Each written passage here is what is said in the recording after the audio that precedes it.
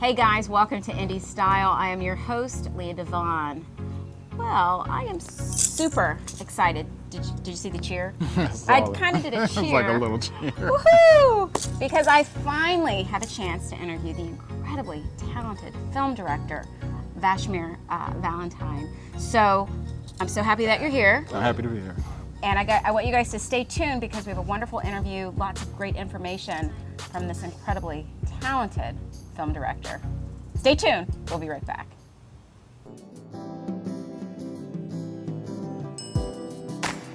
Here on Indie Style, we'll feature successful entrepreneurs from across the globe who are making incredible strides in their industry.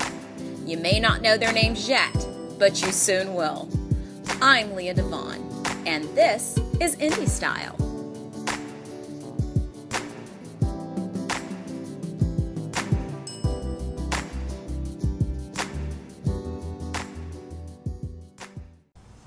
And welcome back to Indie Style, and I'm so excited. I'm going to try to stop saying super excited, yay, but I'm really thrilled that you are here. Thank you so much. I finally get to meet him, guys. This is Vashmere Valentine, and again, welcome, welcome. Thank you. It's a pleasure to be here.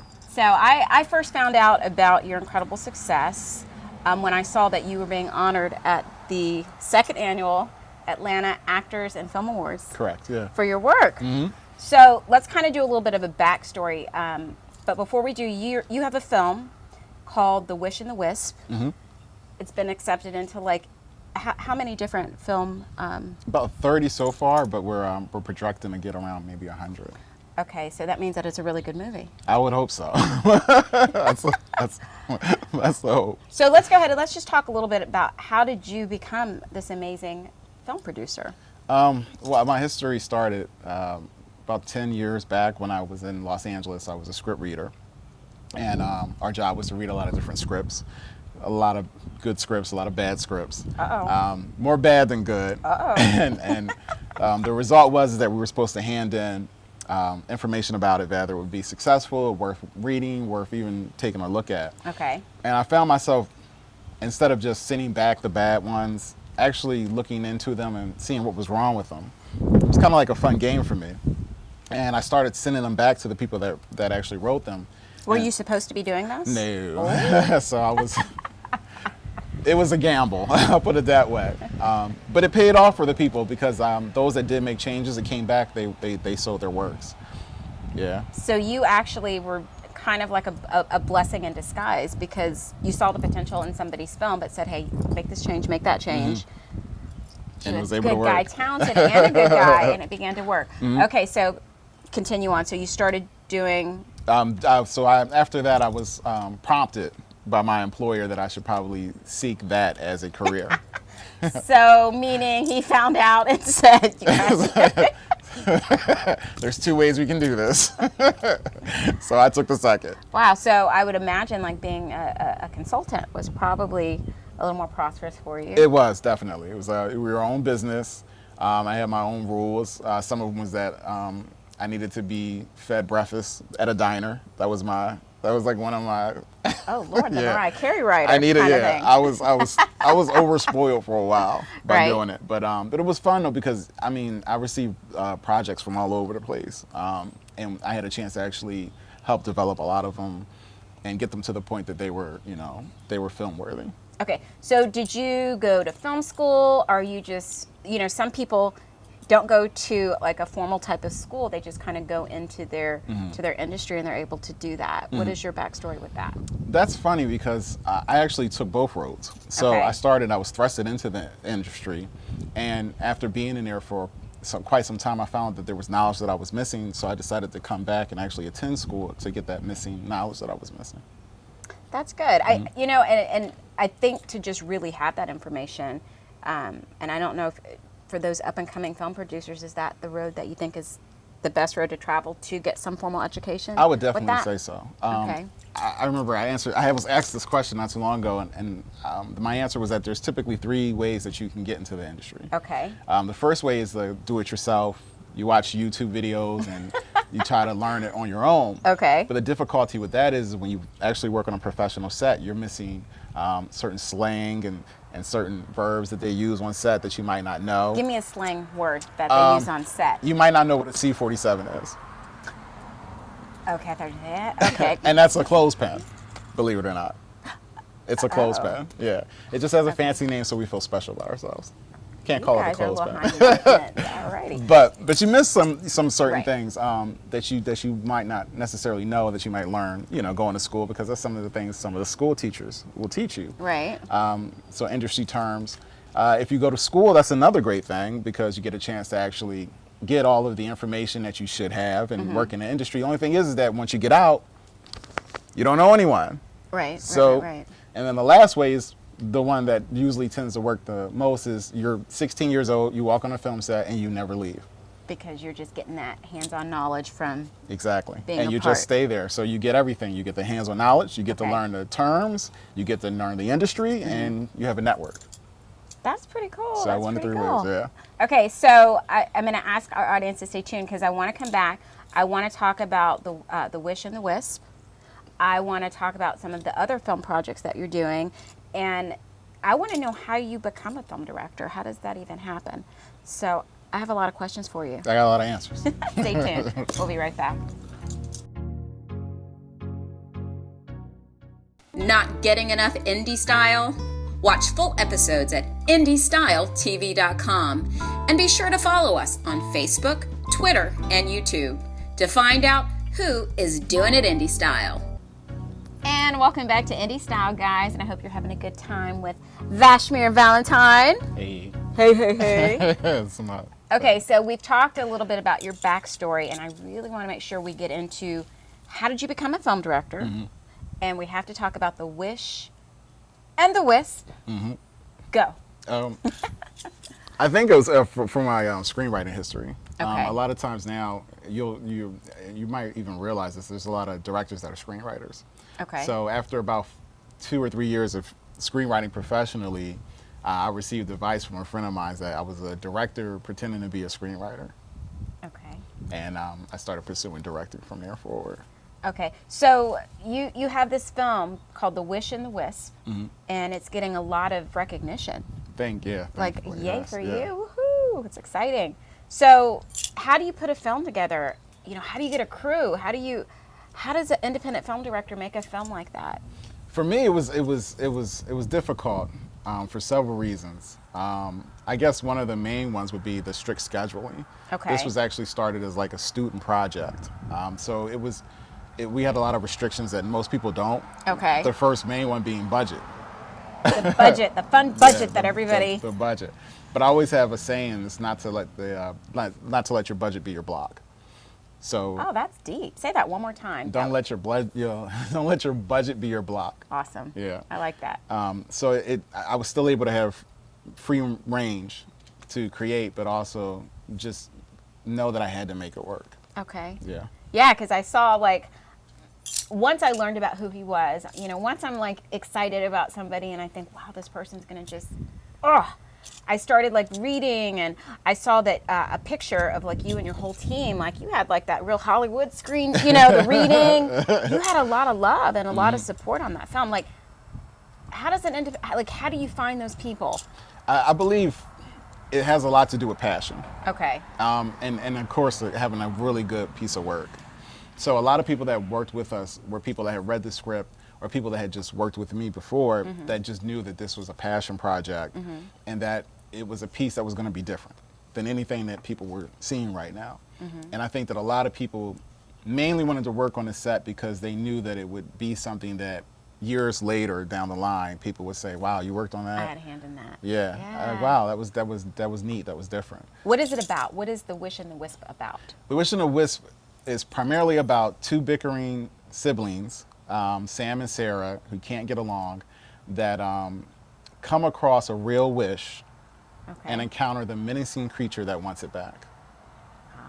Ah, okay. In a nutshell. Okay. So where can we see the film?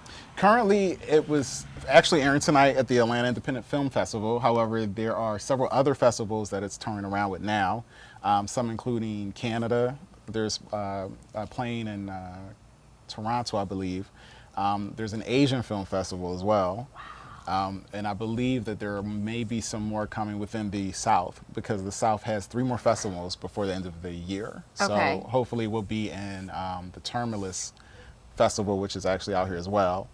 And I believe the SCAD has a festival too that we're hoping to get into. So these are big audiences of people that come and they get to preview. Absolutely, and that's the cool thing about festivals are I always say they're like they're kind of like the championship game for college basketball players for us, because we are hoping that a producer that's looking for the next J.J. Abrams that can't afford him now will see your film and say, I can get J.J. now.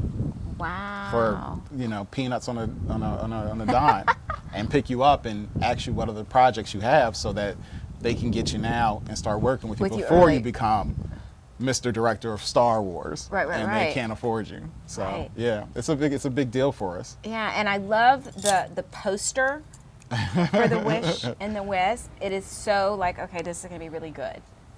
Just to look at that little girl's face. And is it a little girl or a little boy? It's a little girl. She has a lot. She has a massive amount of curly hair.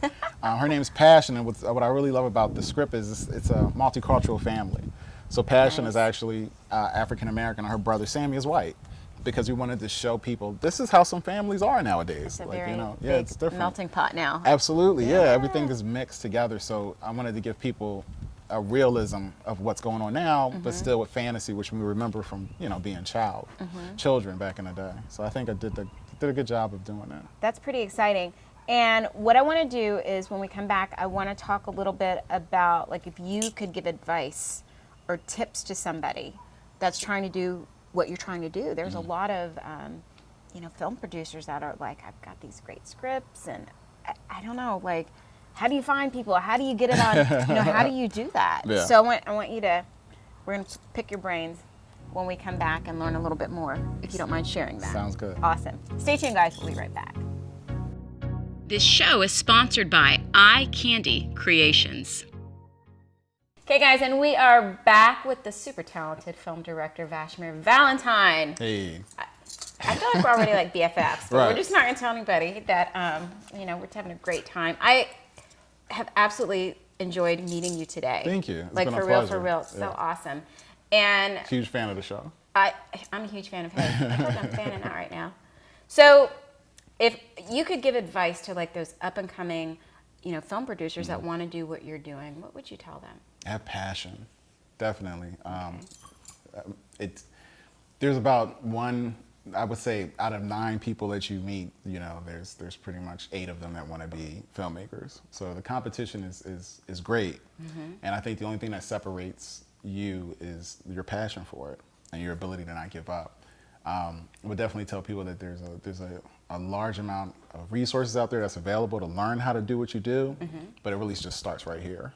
And without that, if you don't have a love for film and a love for the art in it, then you'll never be successful at it. So find out what it is in the industry that you have a love for first before just jumping into it, because that's what's going to separate you from somebody, the 8 out of the 9 that want to do what you want to do. It's your heart and your passion that's going to show in your work that's going to make you different.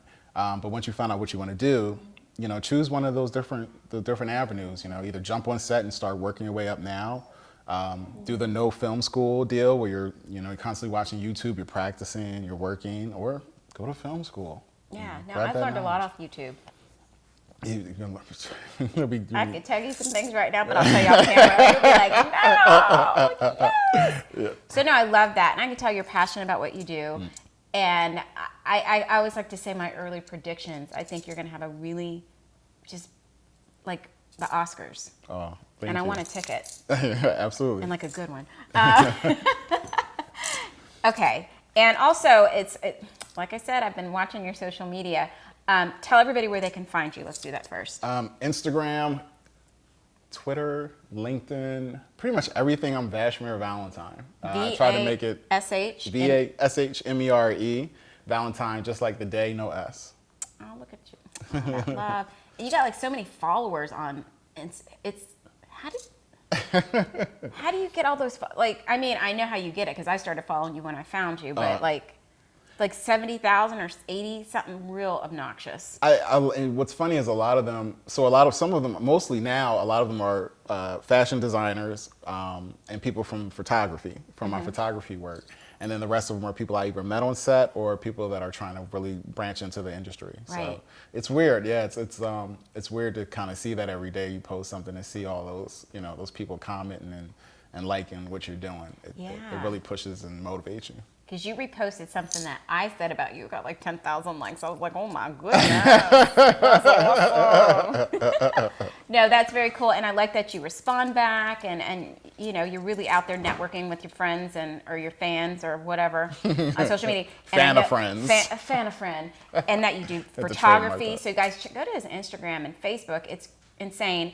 And you also produced a couple of music videos. I did, absolutely, yeah. So what I'm going to do is I'm going to tell everybody thank you so much for tuning in, and I hope that you've enjoyed Indie Style. And I want you to take us out and introduce one of your videos. So coming all the way from Philadelphia, Pennsylvania, this is Raheem with You Got the Juice. All right, you got the juice. Thank you, Vashmere Valentine. And I am Leah DeVon, guys. Take care and be well.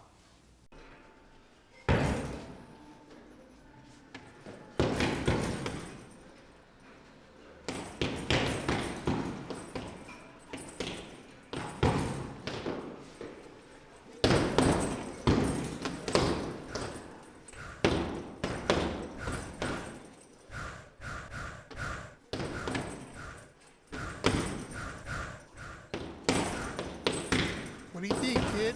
You like this? Think you'll be able to do this one day? I think you can too. But what you need is juice.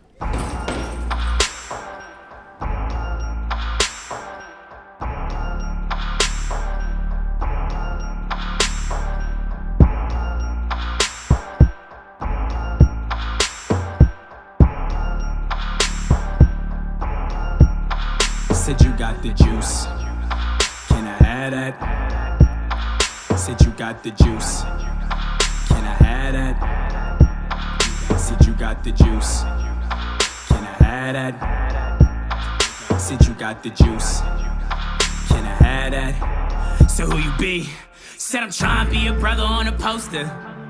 Be a watermark to the game like a cup with no coaster. Love seat the sofa. Could be a house and I'ma learn to be a broker. Maybe I should break it down from jump to finish. Cause me and rhyming go together like Popeye spinach. Grab a high beat, cook a verse like chemist. And me without music like your phone with no minutes. Said they looking for that money. Give him the rhymes. Or start fiending for drugs. Give him the line. Said they looking for a savior. Be a sign. Haters won't stop watching me like they checking the times. And my brother mad chillin'. He mad real. And when it come to spittin', said I got mad skills. Oh, you don't know my nigga. The realest in the game. So really pay attention and listen. Say who that, who that? Who you be? Say who that, who that? Who you be, so you be, say who that, who that? Who you be? Say I be that, say I be that, say I be that. And I spit the truth. Say I spit the truth. Say I spit the truth. Say I spit the truth. Say you got the, you got the, you got the, you got the, you got the, you got the, you got the, say you got the, said you got the juice. So maybe I should tell you a little more about me. I started rhyming so these brothers never doubt me. I'm a real, and I'ma just show you proudly. I rep my team, rep my dreams. If my fans a little, you still be whack. Most brothers probably bore you. I scared cats like 6 Chinos running towards you. I use my head like groupie women on tour do. Can make it rain, I take your fans and make you pour too. Said I be that chick you wanna be with. Cause I get it jumping, get it hopping like your knees bent. I spit that real they get your weave grip. Punchlines hit you in a ribbon made Eve. Got them mad like, what they mad for? We get them mad like, say why they mad like, really got them mad like. Said you mad like, really got them mad like. Because a brother mad real, said a brother mad chillin'. He mad real, when it come to spittin', said I got mad skills. You don't know my, don't really listen to game. Really pay attention and listen for my name. Who that, who that, who that, who that? Say who that, who that? Say who that, who that? Say who that, who that? Say who that, who that? Say who that, who that? Said my brother mad chillin', mad real. And when it come to spittin', said I got mad skills. Oh, you don't know the realest in the game, so really pay attention and listen for my name. Say who that, who that? Say who that, who that? Be a watermark to the game like a cup with no coaster. Love seat the sofa. Say who that, who that? Said I spit the truth. Say I spit the truth. Say I spit the truth. Say I spit the truth. And you got the, and you got the, see you got the, see you got the, see you got the, see you got the, see you got the, see you got the juice, you got the juice, see you got the juice, see you got the juice, see you got the juice, see you got the, you got the, see you got the, see you got the, see you got the, see you got the, see you got the, see you got the, see you got the juice. You got the juice. Can I have that? Said you got the juice. Can I have that? Said you got the juice.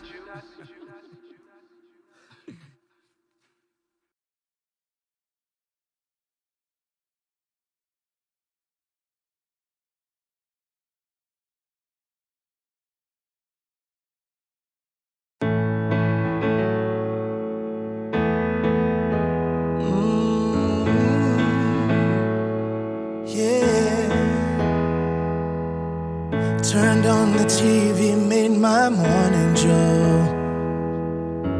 Wanted to watch my favorite morning show. To my surprise, there was a this just in. Another father has been killed again. I wait to hear the entire story. Don't want to be so blindly angry. The way social media has been so lazy. It's like here we go again, the same old story. Let's look much deeper than what's on the screen. Let's look inside to really live his dream. But it feels like an endless fight. The struggles are not black or white. No. When will it end? No need to pretend. To be blinded by the lies that lie before. Lies aren't truth, if the truth isn't real. In a world that only taught me to destroy. Like an endless fight. If the world as we know comes to an end, I could still call you friend. Yeah. When will we learn we only hurt each other? When we abandon what we've learned from others? Injustice paves the way to raw emotion. Just like the storm's effect upon the ocean. But it feels like an endless fight. The struggles are not black or white. No. When will it end? No need to pretend. To be blinded by the light.